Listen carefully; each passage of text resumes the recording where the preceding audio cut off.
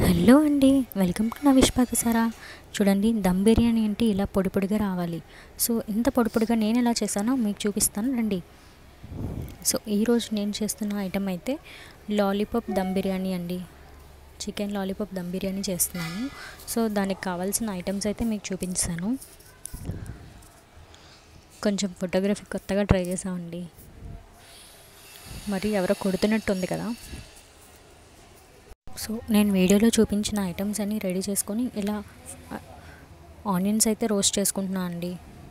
So నేనైతే ఒక 2 గ్లాసులు బియ్యం అయితే తీసుకున్నాను.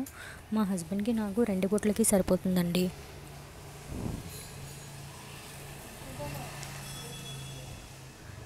నేను రైస్ అయితే కడుక్కోవడానికి రెడీగా పెట్టుకున్నాను. సో ఇప్పుడు ఫ్రై చేసుకున్న ఆనియన్స్ తీసుకెళ్ళి ఆల్రెడీ మ్యారినేట్ చేసుకున్న చికెన్లో అయితే కలిపేసుకొని ఇలా స్టవ్ మీద పెట్టుకున్నానండి. ఈ సైడ్ అయితే రైస్ అన్ని మసాలాస్ వేసి పక్క స్టవ్ మీద పెట్టుకున్నాను. ఈలోపు చికెన్ అయితే కాస్త కుక్ అవుతుంది. ఈ కుక్ అవుతున్న చికెన్లో మనం ఒక 70% కుక్ చేసుకున్న రైస్ని తీసుకెళ్ళి యాడ్ చేస్తున్నాం అండి.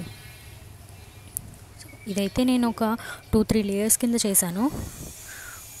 రైస్ అండ్ పీస్ అయితే మాత్రం చాలా బాగా ఉడికిందండి. అండ్ చాలా పొడి పొడిగా కూడా వచ్చింది. రైస్ అయితే 70% అంటే మీకు చేతికి పట్టుకొని చూడగానే తెలుస్తుందండి. కొంచెం ఉడికినట్టుగా ఉంటుంది. సో ఆ స్టేజ్లో మీరు ఇలా పెట్టుకొని ఈ పైన ఇలా లేయర్స్ కింద వేసుకొని ఫ్రైడ్ ఆనియన్స్, మీకు కావాలంటే పుదీనా, కొత్తిమీర ఇవి కూడా యాడ్ చేసుకోవచ్చండి. నేనైతే మిడిల్లో కొంచెం నెయ్యి కూడా యాడ్ చేస్తాను. ట్రస్ట్ మీ, చాలా మంచి ఫ్లేవర్ వస్తుందండి.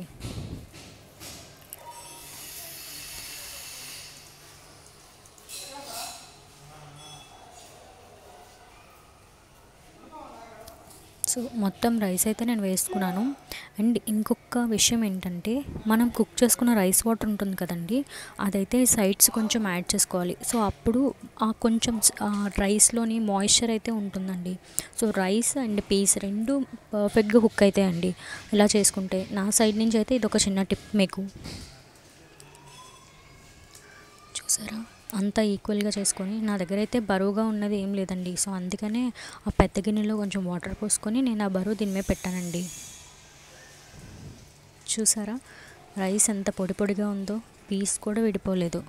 మనకి లెగ్ పీస్ కరెక్ట్గా కుక్ అయింది. చాలా అంటే చాలా పర్ఫెక్ట్ కుక్ అయిందండి. సో ఈ బిర్యానీ అయితే మాత్రం వేడివేడిగానే తినాలండి. బిర్యానీ చల్లారితే టేస్ట్ ఏముంటుంది చెప్పండి. సో నేను మా వారికి అయితే వడ్డించేసానండి. ఇన్కేస్ మన వీడియో కనుక నచ్చినట్టయితే ప్లీజ్ లైక్ చేయండి, షేర్ చేయండి, సబ్స్క్రైబ్ చేయండి. Thanks for watching. Bye bye.